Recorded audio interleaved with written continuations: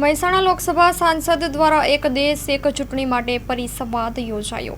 One nation one election campaign હવે વેગ પકડી રહ્યું છે। એક દેશ એક ચૂંટણીના ફાયદા લોકો સુધી પહોંચાડવા એક વિશેષ કેમ્પેઇન શરૂ કરવામાં આવ્યું છે। મુહિમના ભાગરૂપે મહેસાણા લોકસભા સાંસદ હરિભાઈ પટેલ દ્વારા આજે જન સુધી એક દેશ એક ચૂંટણીના ફાયદા પહોંચાડવા વિશેષ પરિસંવાદનું આયોજન કરવામાં આવ્યું હતું। ગણપત યુનિવર્સિટી ખાતે યોજાયેલા કાર્યક્રમમાં રાજકીય અને સામાજિક અગ્રણીઓ તેમને વિદ્યાર્થીઓ મોટી સંખ્યામાં હાજરી આપી। એક દેશ એક ચૂંટણી મુહિમ હવે વેગ પકડી રહી છે। જન સુધી વન નેશન વન ઇલેક્શનના ફાયદા સમજાવવા સોશિયલ મીડિયાથી માંડી સામાજિક સ્તરે વિશેષ કેમ્પેઇન શરૂ કરવામાં આવ્યું છે।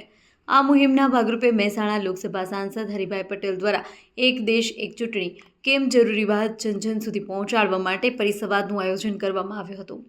ગણપત યુનિવર્સિટીના ઓડિટોરિયમ હોલ ખાતે યોજાયેલા કાર્યક્રમમાં વિદ્યાર્થીઓના ઉપસ્થિત નાગરિકો સાથે એક દેશ એક ચૂંટણી બાબતે વિસ્તૃત ચર્ચા કરવામાં આવી હતી।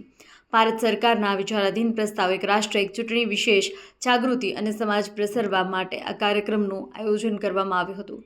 કાર્યક્રમમાં મુખ્ય મહેમાન તરીકે ડોક્ટર અનિલ પટેલ ઉપસ્થિત રહ્યા હતા। Anil Patel one nation one election વિષયક વિગતવાર માર્ગદર્શન આપ્યું।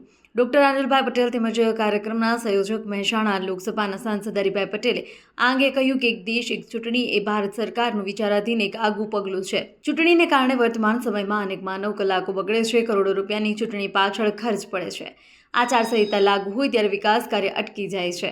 તમામ બાબતોનું એક જ સોલ્યુશન છે કે એક દેશ એક ચૂંટણી સમગ્ર દેશમાં એક જ વખત ચૂંટણી યોજવામાં આવે તો અનેક માનવ કલાકોની સાથોસાથ કરોડો રૂપિયાની બચત થઈ શકે છે। નાણાં, શિક્ષણ, આરોગ્ય જેવી સુવિધા પાછળ ખર્ચ કરવામાં આવે તો અનેકવિધ સુવિધાઓ ઉપલબ્ધ થઈ શકે છે। આ કારણે વડાપ્રધાનની મુહિમના ભાગરૂપે વિશેષ સંવાદ યોજવામાં આવ્યો હતો।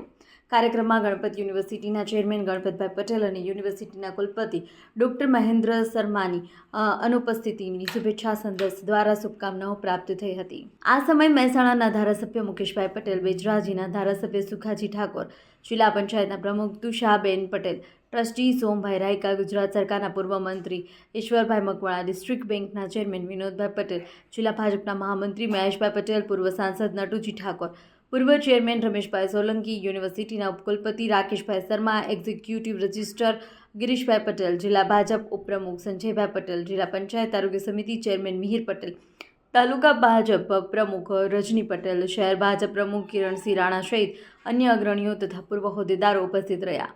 અહેવાલ માં ન્યૂઝ મયુર પંડ્યા, મહેસાણા।